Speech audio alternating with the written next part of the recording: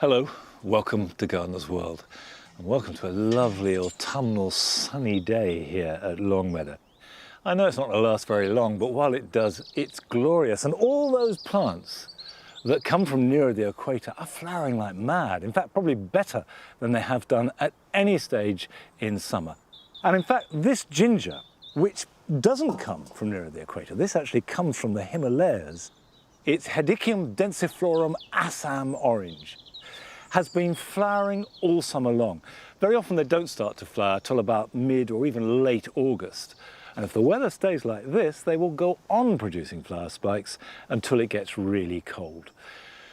It's not fully hardy. If you've got it planted in the soil, cut it back and then give it a thick mulch, and that will protect the rhizomes from frost. If you've got it in a pot, like I have, lift it and put it somewhere frost-free. A cool greenhouse is fine. And although it needs lots of water in summer when it's growing, in winter you can let it dry out. Coming up on today's programme, 80s rock star Fish from the band Marillion reveals why gardening is now his new rock and roll. To come back here from tour is a wonderful feeling, you know. It's a little oasis, you know, in the madness that's out there. Arit paid a visit to a project in Germany where a vast, disused industrial site has been transformed into a beautiful park. I cannot believe the scale of it. Wow. Looking around at this park is absolutely breathtaking. And if you've been growing tomatoes along with me, it's time to take stock of them as we come to the end of their growing season.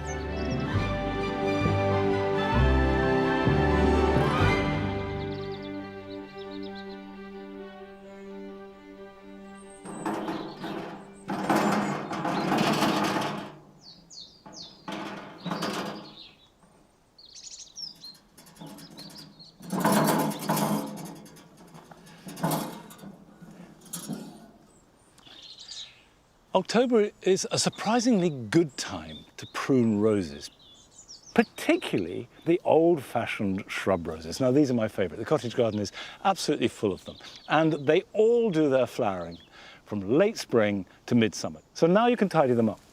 And there are two reasons for doing this. If you look at roses like this, it's very thorny. And actually getting in there to put bulbs or to plant perennials of any kind is a prickly, difficult process. If we cut them back now, we create room for ourselves to work in. And the other reason is for the rose itself, because a big shrub like this, if it gets buffeted by really high winds or has a heavy fall of snow, can be damaged. And it's not really the branches I'm worried about, because they'll regrow. It's the roots. You get root rot. So the top growth acts as a sail, and it can just rock the roots a bit, and it breaks those feeding roots, and that will affect next year's performance. Now, you do not need to go over each stem with a pair of secateurs, agonizing on how you're going to do it. The only tool I'm going to use is that, a good pair of shears. Time to roll up my sleeves and get cracking. Now, this is an Alba, Koningen von Denmark, Queen of Denmark, wonderful pink flowers, and I'm just going to shape it into a dome and take about half the growth off.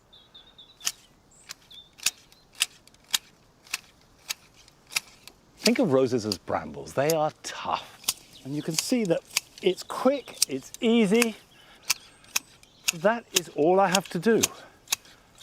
I'm just cutting back into a neat dome.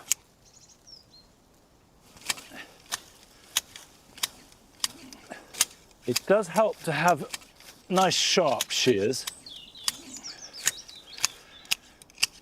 Makes life a lot easier. But roses like this should last for about 20 or 30 years. Now, when it comes to this rose, and this is Madame Isaac Perrier, which is a Bourbon rose, it's still flowering. And we've got some buds still to come. So I'll leave that. I can wait for as long as it takes until that's finished flowering, and then I can trim that one back. But this, which is Kazenlik, which is about the most vigorous rose I've got here in the cottage garden, this can certainly have a chop back.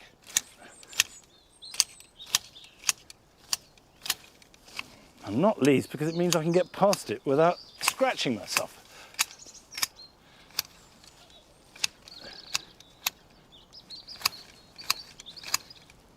Now, I go through all my shrub roses at this time of year, clipping them all back in this way, and then I leave them.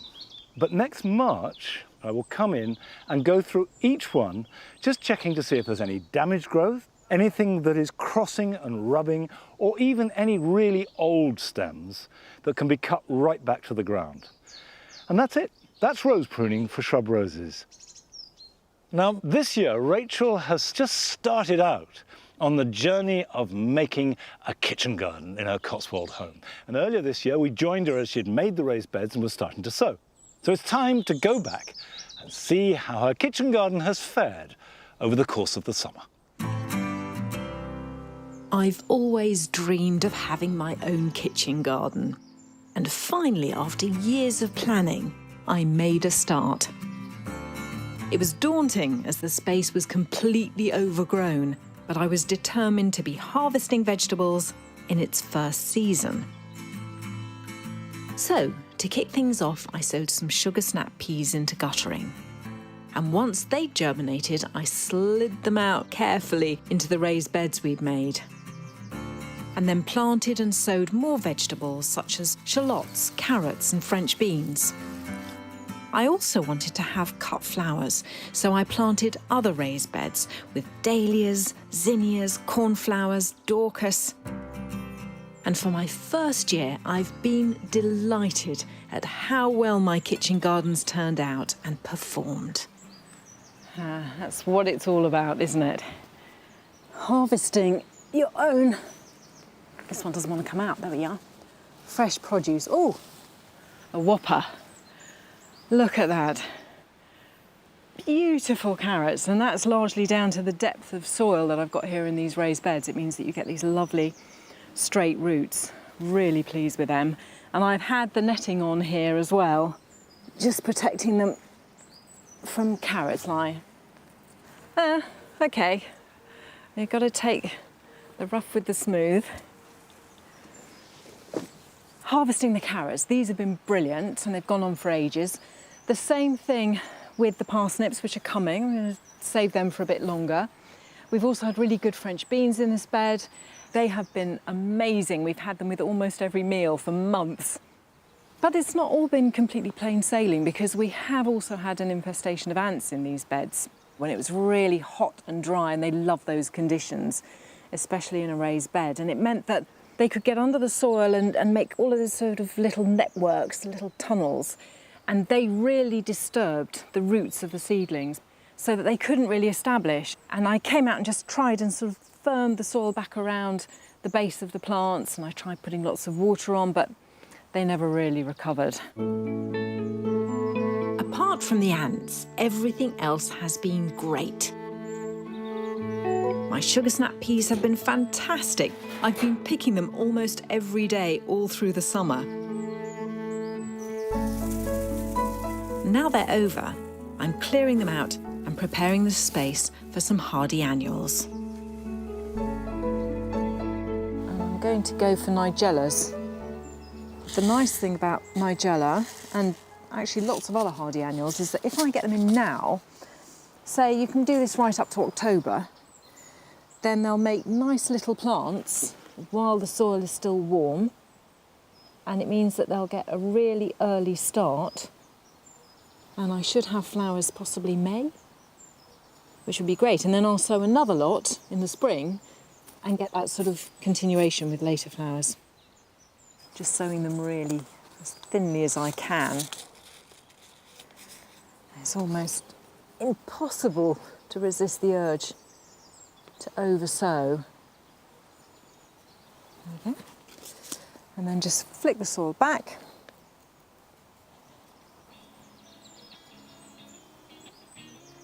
Label. With the nigella sown, now I'm going to have some fun with this year's cut flowers and foliage from around the garden. I'm really pleased with my cut flower beds. They've given me plenty of flowers throughout the summer for the house. Now, when taking cut flowers, try and cut them early in the morning as the plant cells will be really full of water. Then put them straight into a clean bucket of fresh water, somewhere cool for a couple of hours so that they can have a really good drink before arranging. Once I've gathered enough material, all I need is a vase and some chicken wire. I use chicken wire to support the stems instead of synthetic floral foam, as it's more sustainable and can be used again and again. Once the chicken wire is in and the vase is full of water, I need to add a slosh of vinegar. Now, because tap water is slightly alkaline, and alkalinity just increases the bacteria, you know, the sort of slimy end of the stem that you get when the flowers have been in there for a couple of days. Well, something like vinegar or lemon juice, just a slosh of that in there, is going to cut through that, and hopefully we'll have longer lasting stems. I've decided, once my lettuces had bolted, I was about to take them out, and then I thought, actually, I quite like those. So I'm going to see if they will work in my arrangement. So I'm just going to push those through. I'm just going to strip off. Obviously, you want to take off any leaves that are going to be below the waterline. Always cut at a 45-degree angle, as this gives a greater surface area for the stems to soak up the water. I'm going to start to build into that a bit more foliage. This is just a sambucus, and I love it for these sort of berries, for the dark colour, which I think is going to bring out that of the dahlias, and I just want it to drape elegantly around the edge of the pot. There we are. I'll start with that. I can always add more. And the other thing that I absolutely love to do is to add herbs, because, you know, you get just this fantastic fragrance as well as it looking good, hopefully. This is rosemary. Now, I think I am going to start adding some flowers. So I'd like to start with some of these amazing dahlias, because they're almost our showstoppers. So we'll put one of these here, because I just think that's beautiful. I'm going to put the other lovely dark red here. And I'm designing this as a real sort of, you know, to be seen from all angles, as if it was on the middle of a table. I'm going to go for this zinnia, which has got quite a long stem. Put it up here in the middle. And then I think this large one. I'll put another of these. Right. Very important to step back and look at it before you carry on. Okay, I'm going to put some of the Dorcas in now, because I think that's just going to be such a lovely sort of melding plant. It's sometimes quite nice to have that sort of in and out quality. So rather than everything being at the same level, the same height, allow it to go back and forth. It just makes it more interesting. And I think now it just needs a couple of bits that are going to lift it. I might just try that there. Slightly mad dahlia. The same thing here with this sort of tangerine colour. Right, lastly, I was thinking of putting this scabious in. I'm beginning to wonder, actually, if it's done, does it need that? I think it doesn't need it, and the art is knowing when to stop. So I'm happy with that. I really like it. And nothing goes to waste, because I'll just put the rest, I've got some more scabious in here, in my little collection of vases. And the best ones you'll find in charity shops, but don't tell anyone. And then they can come inside with me, which is pure joy.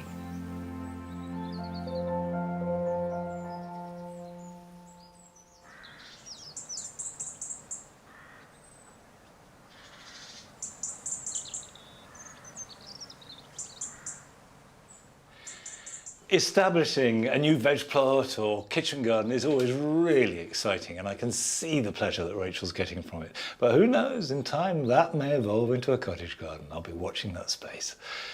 Now, you may remember a couple of weeks ago, I sowed seeds of annuals with the idea that it would give a head start for next spring. Well, they've germinated. You've got very vigorous calendula here, and these are all ready to be pricked out. Some much smaller Ami majors, but you can see that they are developing true leaves. And true leaves are the leaves that belong to the particular plant, because the seed produces leaves initially, and very often they don't look anything like the parent plant. But then you get roots and you get true leaves developing. And this means that they are now just ready to prick out, and I can prick these out into plugs. I'll put them somewhere protected, but it doesn't have to be warm, certainly not here in the greenhouse. They could be in a cold frame or even outside if it's very protected. And they will hardly grow over winter. But come next February, when the days start to lengthen, they will grow strongly, and by April, when they're ready to plant out, you'll have nice, sturdy young plants that have a real head start on any that are sown in spring. Now, it's time to see the first of this week's films of your gardens that you've sent us. And we're going to Bristol to visit Diana Harcourt, who shows us that if you can share your garden with a friend, then it doubles the pleasure, especially if that friend lives next door. Hello, I'm Di, and I'm from Horfield in Bristol. And I'm Lisa, and I'm also from Bristol, and I live next door to Di, and we like to share gardening tips. Some of the plants we've had success with is the tobacco plant, which Di grew and gave me some plants, so now I've got lots of beautiful tobacco plants as well. One of the things we've really found inspiring on Gardener's World is how you have different parts of the gardens. So we've done the same, and we've named ours. So here is my Italian terrace. This is the long border. This is the lilac garden, also known as the beer garden.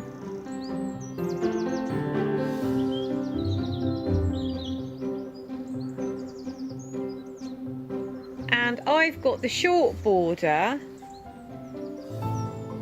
and over here I've also got the even shorter border, and I've also made a little water feature which is lovely to try and attract some wildlife to the garden.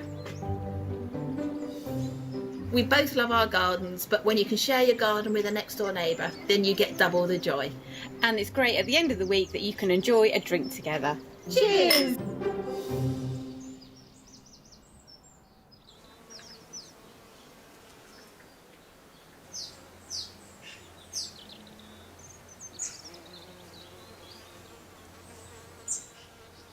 Come on, come on. I like the short border and I love the even shorter border. And Diana and Lisa show that gardens shared are gardens that are much richer for it. Now this year we've had a bumper harvest of figs, and I love figs. And they're not difficult to grow at all. All they need is a warm spot. These are both brown turkey, and brown turkey is the most reliable type in the UK. Now this tree, which is fairly small, is always smothered in fruit. The reason for that is that this is planted in very, very poor soil. And if you want figs to produce lots of fruit, you need to constrict their roots. But they are quite easy to take from cuttings, and it's worth the trouble because a fresh fig, warm off the tree, is a beautiful, beautiful thing. Now, taking cuttings, you want to look for stems that don't have flowers or fruit on them. And what I'm looking for is nice straight growth with some new wood and some old wood. And these are essentially hardwood cuttings. So you can do this anytime from now through till Christmas, and that will be absolutely fine. So I'm going to take that there and just cut that. And then this one here. Now, you can see that we have here these typical big fig leaves. You've got new growth here that stops where my fingers are, and then that's last year's growth. Now, you could take the cutting just from the new growth. However, it would be a little bit short. So I'm going to have a little plug of hard growth underneath it. Now we'll just remove most of these leaves because the leaves are going to fall off long before any roots are formed. So they're actually not doing anything at all. So we'll take that off there and take that off and that.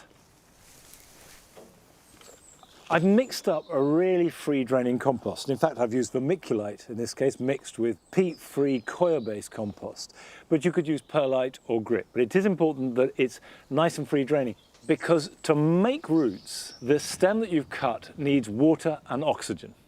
So by opening it out, it lets the oxygen in. And then once you've got roots and they're growing, that's when they need nutrition.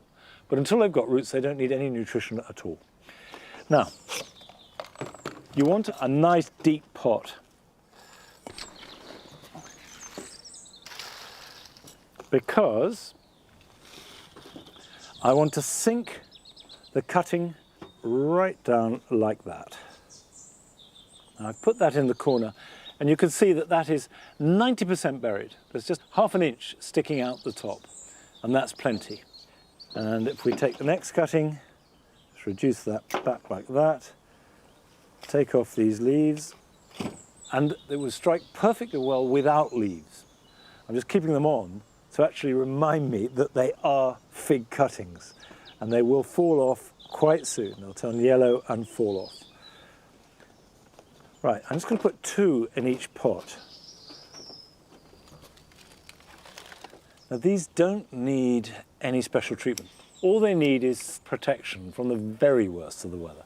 A bit of rain or snow or ice is not going to harm them.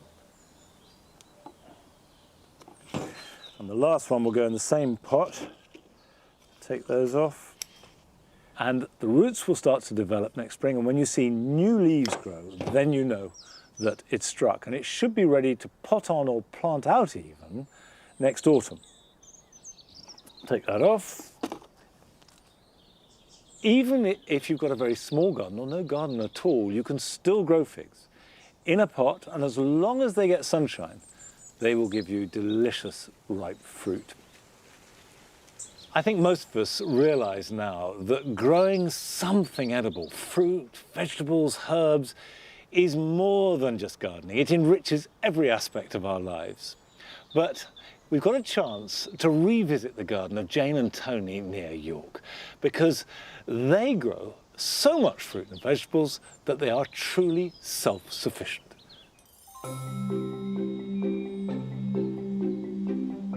Well, this is our garden. It's a suburban garden on the edge of York, and it's about an acre in total. It was a former nursery, and it's packed with all kinds of different things. So we have fruit, vegetables, ornamental garden, greenhouses. Most people who come to visit the garden are amazed at what we've got here. As soon as they come through the gate, they're really surprised at what they see. So we're not Tom and Barbara from The Good Life. We don't have a rotavator-powered trailer. We don't even have a chicken called Starling, although we do have some hens. Come on. But we're not trying to be self-sufficient in the sense of cutting ourselves off from the rest of the world. So we obviously buy food in the normal way, but we don't... not fruit and vegetables. We don't buy fruit and vegetables. Not fruit and vegetables. And we do try and eat seasonally. Yes. But what we do try and do is grow a few new things each year. And I guess over the last 35 odd years, we've probably tried most things that you can grow in an English climate.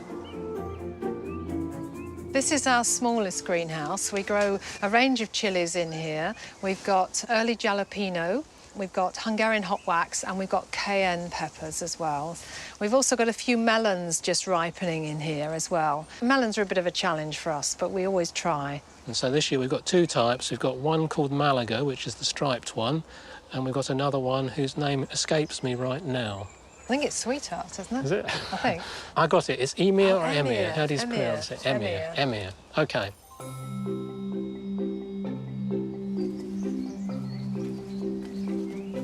In this garden, we have over 100 fruit trees and maybe about 80 varieties, Probably about would you 80 say? different varieties. And a few of those are Yorkshire varieties, like the Ribston Pippin, but a lot of our varieties come from all over, all over Europe, don't Well, they? we've got Ingrid Marie, which originally came from Denmark. We've got Kids Orange Red, which originally came from New Zealand. It's probably a little bit more difficult to grow fruit in the north of England, but not necessarily as difficult as most people think. To get a nice ripe eating apple, you need plenty of sun. So what we tend to do is grow the eating apples in a sunny position like this, and in the shadier positions we tend to grow either cooking apples or the very early eating apples where they will still ripen even if there's not a great deal of sunshine.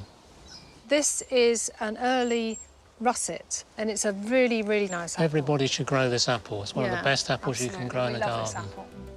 So we only ever store the absolutely perfect apples. So we put it in stalk up, and we're going to make a single layer of apples in this box.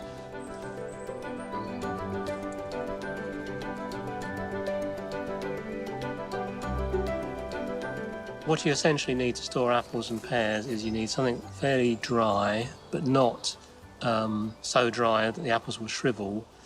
You need to avoid frost getting into there, and also you need to avoid mice getting into the store as well. Most apples taste better when they're kept in store for a little while. I think if you've got land, I think you should use it effectively. Some of it's hard work, but it's worth it at the end of the day to be producing our own food.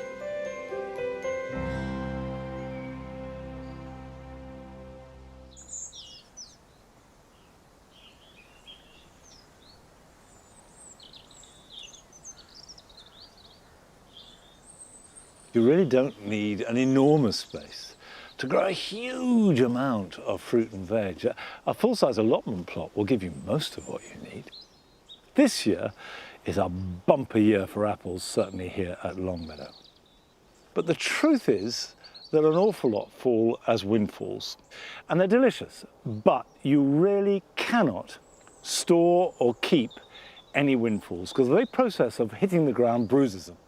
And once an apple is bruised, it will rot, and also that will spread to other apples that you're storing, so you only store immaculate fruit. However, as well as tasting good, despite some blemishes, these are ideal for juicing. And what we do is pop them in a crate that we put at the bottom of each tree. However, if you want to keep them, then you have to hand pick them. And there is a technique to that. You need to test each apple. And the way to do that is to hold it and slightly twist it and then lift it. And if it comes away in your hand, then it's ready. If it doesn't come away, don't force it. Don't try and yank it off because it's not ripe. And don't drop it into the bucket or the trug or whatever container you've got, but place it because you really want to avoid bruising. So we just twist and lift. Yeah, that's come away beautifully. So these Ribston Pippin should last at least till next April. And it's deeply satisfying to eat an apple in January or February that you've grown, you've seen the blossom in May, you've looked after the tree, and there is that delicious apple to come. Well, it's quite a lot more fruit to pick, so I will do this. But still to come on today's programme. We join Arit on a trip she took to Germany to discover a garden park created on industrial wasteland. But first we join Katie Mapp in Monmouth, who's created a garden that is a haven for hedgehogs. Hi, I'm Katie, I'm from South Wales and welcome to my garden. I live here with my mum, dad, brother and our cat Miv. Mum and Dad are the ones who are mainly in charge of the garden, however my input has been making it more hedgehog friendly, and that's what I'm going to be showing you today. First thing most people notice when they come into our garden is the hole in the fence, which is our hedgehog highway, and this allows hedgehogs to come in and out of the garden with ease and use all our other hoggy things. Next we have the hedgehog feeding station, which I actually made out of an old chopping board. We put a bowl of hedgehog food in here every night and it gives the hedgehog some shelter and protection when it's feeding, and it also stops things such as cats from eating the food. We have some various water points around the garden to allow the hedgehog to drink and also any other wildlife that visits the garden. Finally we have Hedgehog Corner. Here we have a log and leaf pile to allow the hedgehog to forage. and the hedgehog house is here, which is a brilliant place for hedgehogs to nest or breed, or now as it's coming into autumn, to hibernate. Hedgehogs have recently been classified as vulnerable to extinction, so it's now more important than ever to help them. One of my favourite things is going out in the morning to see what wildlife our cameras have captured, and it's just really exciting to see the animals enjoying the garden as much as we do.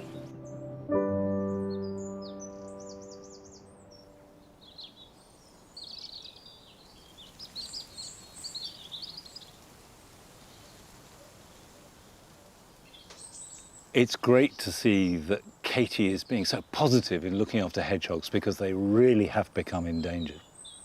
And now is a really good time to encourage wildlife into your garden. Don't be too tidy. Leave some piles of leaves as they fall and sticks.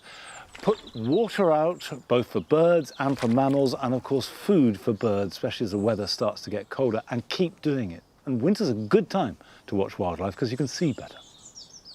Now, these flowers are distinctly not wintry. These are nerines and amarines. I've got three different types here. I've got Nerine bowdenii, which I planted at the beginning of May, and that is now flowering, the white.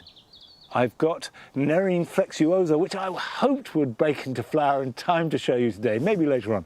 You can see it's just budding up, and that will also be white flowers. And I've got amarines. I've got three candy pink amarines, which are a cross between amaryllis and nerine, and they're a little bit bolder, a little bit stronger and bigger flowers, but they've still got the same feeling as nerine. But the key thing about all these plants is they do need really good drainage and a lot of sunshine. So if you have got a really hot, baked part of the garden, this will give you superb autumnal flowers. Now, many of you will have enjoyed the music of Marillion in their heyday in the 80s. And now, like all good rock stars, their lead singer, Fish, has turned to gardening.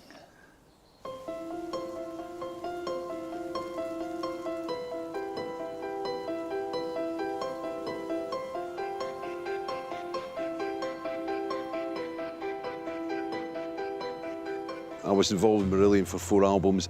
We were a big band in the 80s. I went solo in 89, and I just pursued my own route since then. So many people from the 80s that are getting in the garden now. Like, I remember putting the TV on that Ken Wilde was on it. I'm going, yeah, it's the new rock and roll. That's what they said. That's the cliche. Gardening, the new rock and roll. East Lothian's a beautiful place, and it's kind of nestled between the sea and the Lammermuir Hills, so it's relatively protected. It was always known as kind of the Garden of Edinburgh because a lot of the produce here went up to the city that's only, 20 minutes or so away. The climate is wonderful. You get enough rain, but, we do park in the sunshine quite a lot. I'm not an expert gardener by any stretch of the imagination. I picked it up by accident. I was never a gardener. I started off in forestry, and I think there must have been something imprinted on my DNA from that time. And when I got the chance to design it, I jumped at it. It's wild, it's not manicured, and I like it like that. I buy things, and he goes, that looks great, stick it in the ground, label it, and then you lose the label. A year later, can't remember what it is, and 2 years later, it's gone mad. This is a phormium, a New Zealand phormium. One of the first plants I put in. I bought them when they were about that size, and they're now, that's kicking around 2 meters. I didn't realise it was going to grow that big. And when these spikes came out, I thought there was something wrong with it. I thought it was dying. And then I found out this is what's supposed to happen. And they're beautiful. And every year they come out, they just amaze me. To come back here from tour is a wonderful feeling, When the bus parks up and you step off, and you get back here, it's a great feeling. It's a little oasis, in the madness that's out there. 2016, my father died. And it was a very strange time. I didn't really know how to handle it. And basically, I was here for 6 months, just working and doing things round about the garden, and it passed, and I found it it was a great place for healing, you know, for that. And, you know, since then, I think I've appreciated it a lot more. There's a kind of resonance that goes on between the garden and the music now. And because, you know, we record here in the studio, you know, you basically go through a doorway and you're in the garden. It's wonderful to be able to do that. As a lyricist, you know, you're struggling, you hit a wall, you get block, and, you know, you just take a step back just to potter away at something, do a bit of weeding or a bit of pruning, or you free up that side of your head that's locked off in the problem. And then suddenly, you know, the impasse is breached and you're through and you know, you're running the studio going, ah, I have it now, I know exactly what to do with it now.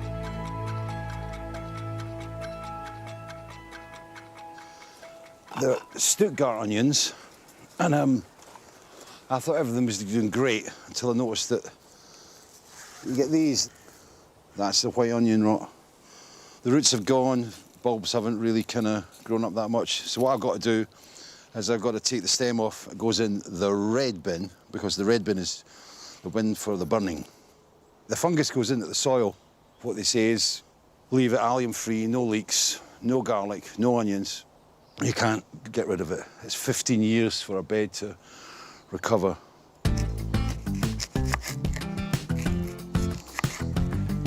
A lot of it is just, it's trial and error.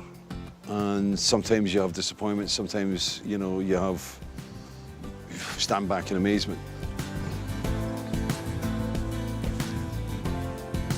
We're mad about chilies. My wife and I were crazy about chilies. And chilies and peppers range all along here, Scotch bonnets. All up here, jalapenos. The calico chili, this one, is really beautiful. Never come across it before.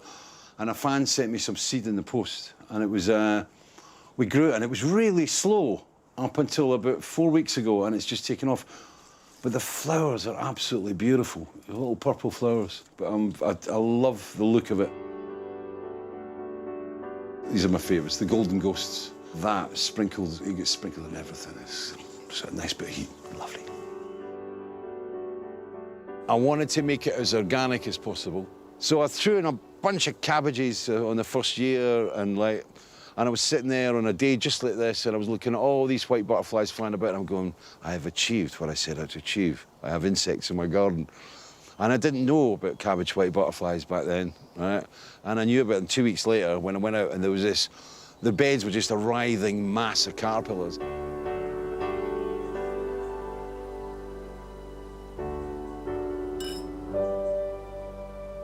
My wife and I, Simona, we were debating over, you know, do we live in Scotland, do we live in Germany? But we had to make the decision. It was the garden that actually swung it. But I mean, she's brilliant with the herbs, and that's something we really want to build on. And having a herbalist in the house is a pretty positive thing.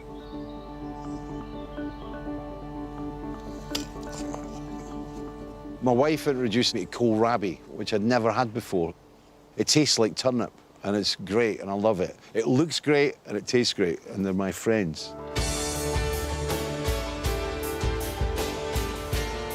You're in a state of perpetual wonderment, and it makes you a little bit humble as well when it faces things. Celeriac. It's probably going to bolt. I'm going to take my chances with it. It still amazes me that, you know, a seed in the earth, and then it starts to just, and then you eat it. You know when you've got it right, when you've planted up a section, and it is a bit like being on stage where the band just click. And I think, you know, when you get an area of your garden where it just all clicks and it goes into the groove, it's a good feeling.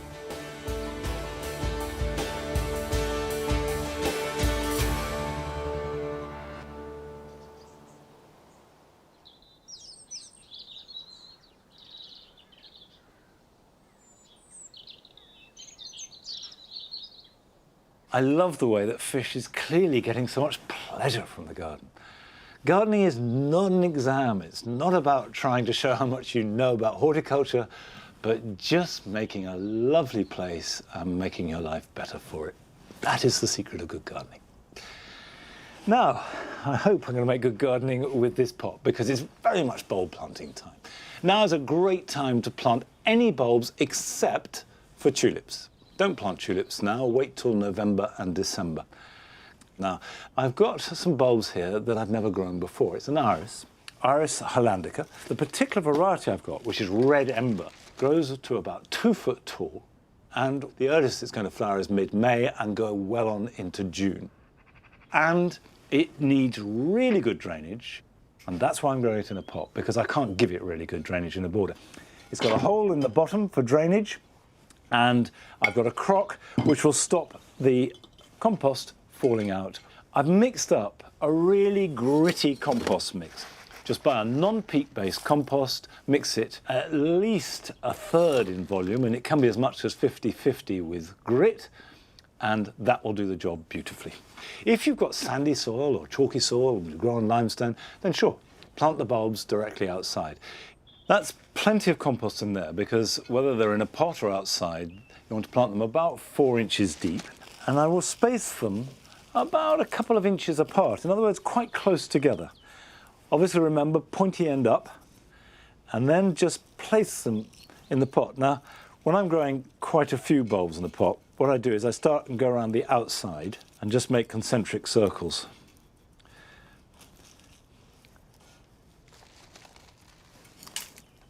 Soil over the top. Now what I am going to do is put a layer of grit over that.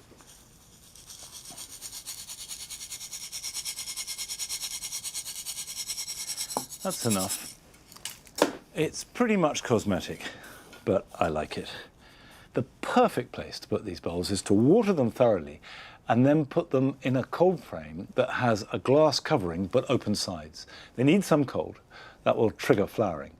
But if you don't have that, just tuck them away so that they get all the cold weather but not too much rain. And if it does get really wet, like it did last winter, you may need to put them under cover. Now we go from next summer's jewel-like flowers to heavy industry, because we got the chance to pay another visit with Arit to the Ruhr Valley, where she went to see a huge and ambitious garden made in amongst the remains of an abandoned steelworks. In the UK, we're used to seeing abandoned and industrial buildings and factories in our cities and countryside no longer relevant and left to decay. With green spaces more precious than ever, I was excited to hear about a revolutionary idea that is embracing these remnants of our past, placing them centre stage once more, and crucially, developing new parks and gardens around them, bringing nature closer to us. I've come to Germany to find a place that has inspired designers around the world and has become a benchmark for regeneration and how we can create spaces that allow nature to merge into our built environments. This is Landschaft Park Duisburg Nord, in Germany's industrial heartland, the Ruhr Valley. Opened 25 years ago, it's a public park that was built on the old decaying ironworks. With its woodland and gardens stretching across 400 acres of land, it's home to over 700 species of plants. And over 1 million visitors come here every year to walk, cycle, rock climb, and enjoy cultural events. I cannot believe the scale of it. Wow. Looking around at this park is absolutely breathtaking. Everywhere you look, there are trees and greenery, but sprinkled in amongst that, there's walking paths and the canal and bike routes. But rising up right in the middle are these blast furnaces. They absolutely dominate this space. The Thyssen Ironworks operated between 1901 and 1985, providing employment for 2,300 workers at any one time. You've got to remember, this place was purely about function, the purpose of creating iron ore. Looking at it from this perspective, I can start to see a real design aesthetic here, because one of the principles of design is simplicity, and that's shown in the materials. There's brick, there's concrete, there's the metalwork of the structures, and that in itself gives a really, really strong sense of place. These used to be old bunkers that would store the raw materials such as limestone and iron ore, but now they've been repurposed for the public to come and enjoy. So they've become playgrounds and even gardens. This whole site has been repurposed with people and nature in mind.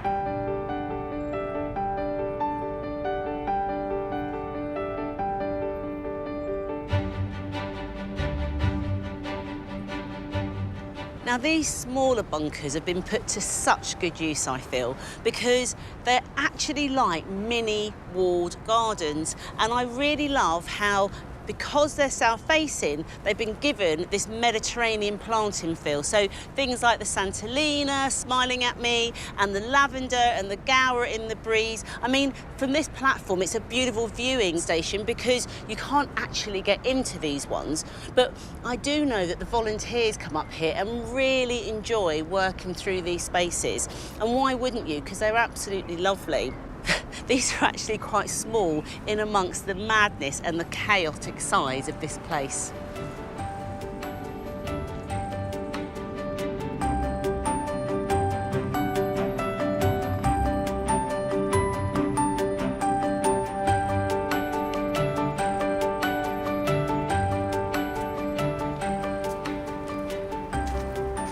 This is one that you can come in and enter. And it's actually the closest to what we know as a traditional garden, with its yew hedging and the layout of the hydrangeas. It's very much like a parterre garden. It's got a strong form which sits well within the landscape, but it has a seat. And I think that it enables you to come in, sit down, and just contemplate the whole space.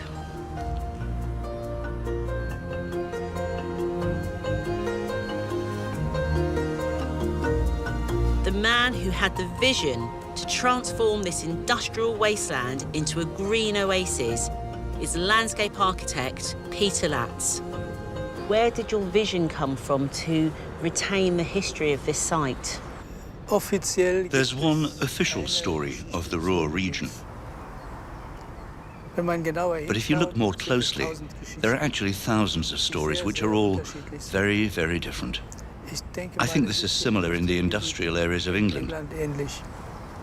This place gives these stories from the past room to be told. We created this garden with former workmen from the plant and with their wives and children, and that was the most important thing. We gathered all the materials that were here on the site and collected them into these raised beds. So all the parts were visible, and the families were very happy to be involved. 25 years on, is this park now the real vision that was in your head and heart? Yes, absolutely. Whether it's a blessing or a curse, in this profession, you have to wait 25 years for the plans to come to fruition. It was worth the wait. Peter has taken an old industrial relic which holds the memories of the past and created something new for future generations. I love it round here. Sound of birdsong, all of this nature that's crept in and smashed itself right up against a man-made environment, just how it should be.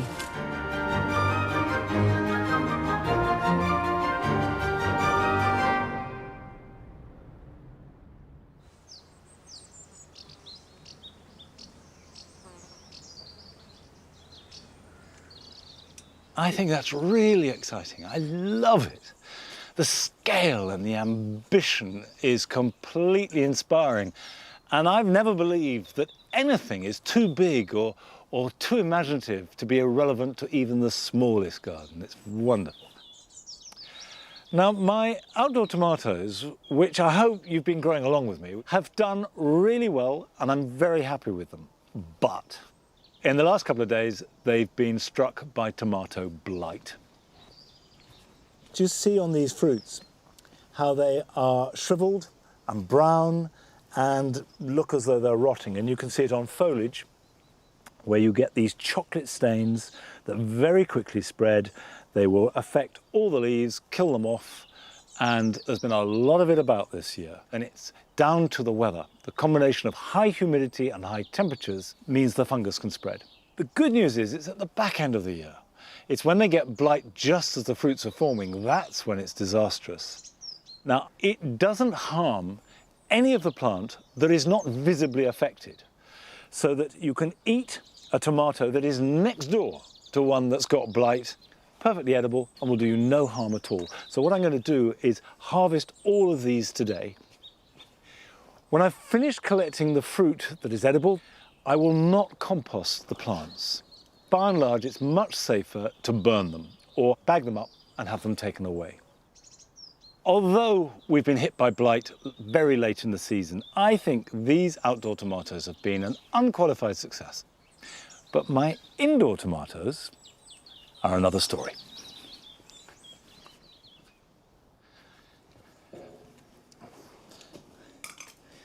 I've grown tomatoes in greenhouses and polytunnels all my life with real success until last year.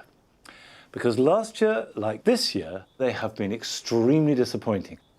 And the seeds aren't different, the compost mix isn't different, the watering's the same, the feeding regime is the same. But I have thought this through, and I think there are two elements that have changed. The first affects us all, and that's climate change. Because for the past few years, and this is becoming a trend, June and July might be dry, they might even be warm, but they're not terribly sunny. Here at Longmeadow, we've had day after day of rather overcast weather, and they're not getting the sunshine they need when they need it. Now, to compound matters, I'm growing them with a vine, blocking out the light. And of course, the vine has been getting bigger year on year. I only planted it about 5 or 6 years ago. So these poor tomatoes are being starved of light. Anyway, it's time to clear them, but do you know, I don't think I am going to be growing tomatoes in this greenhouse again. Well, that's rather a downbeat ending to my tomato year, although let's not forget that the outdoor ones are still really good. And we've been sent a film by Harry Cortelaris, and there is no question that his tomatoes are absolutely superb. Welcome to our garden in Hillingdon in West London. I just thought I'd like to share with you the success I've had with tomatoes this year. So this is how we planted the tomatoes originally. So I've dug a hole, put a piece of string here, and then imagine this is the tomato. It goes in and fill it in. And then we use this string to loop around the plant to the support as it grows. Just keep turning it around until you reach the top of your support here. And then I use pegs to hold it up. I use these plastic cartons to water the roots directly, and when I feed, I just pour the feed directly onto the soil. Also, what I do is let a side shoot come up after the first truss is formed, so I end up with double the amount of tomatoes, which is great. In fact, I love tomatoes so much, I built this pizza oven so we could dry them out. Here's some we prepared earlier. Last year I had the idea that the patio was the sunniest part of our garden, so I built this structure to support some more tomatoes, but we had to put a lot more strings up here with using a lot more pegs. So Veronica, my wife, was really a bit upset with all of the clothes pegs disappearing from her basket.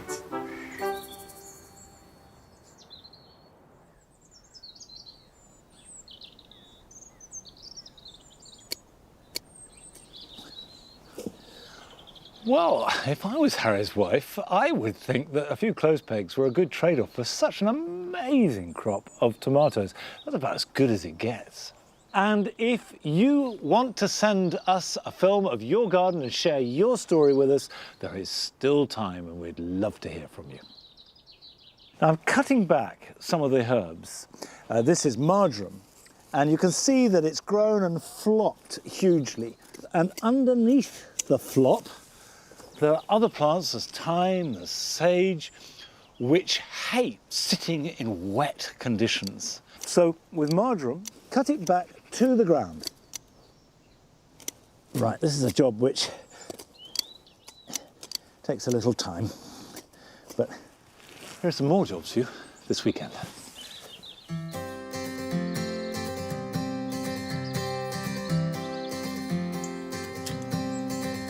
You can collect the seeds of many plants, but it's always best to go for those that are thriving in your garden.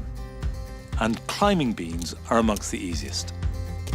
Take off the dried pods and either keep them entire or remove the beans and store them somewhere cool, dark and dry over the winter months.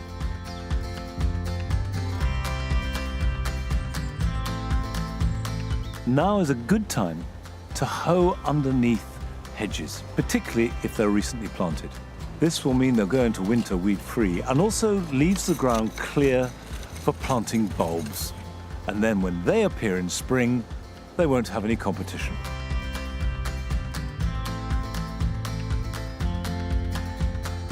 It's a good idea to take Verbena bonariensis cuttings now. Look for nice straight growth without a flowering bud, growing between the stem and a leaf. Remove most of the foliage and insert the cuttings into a very gritty compost. Water them and then keep them misted, either by spraying regularly or putting inside a propagator. They should root over the next few weeks and be ready to pot on and grow outside next spring.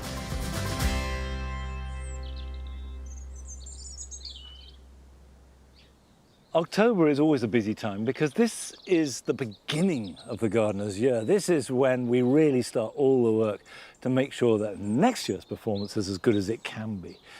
And it always astonishes me, the amount of growth that we get each year.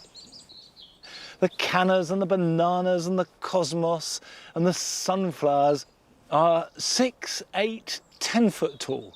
And all that coming from nothing, because by February, there will be nothing here. It'll be a completely blank canvas. And I find that really encouraging, that in the middle of the bleakest time of winter, I know that underground is all this great surge of potential growth that will come through. But I'm afraid there's no more to come through on today's programme. That's it. We'll be back at 9 o'clock next week, and I'll see you then. Till then, bye-bye.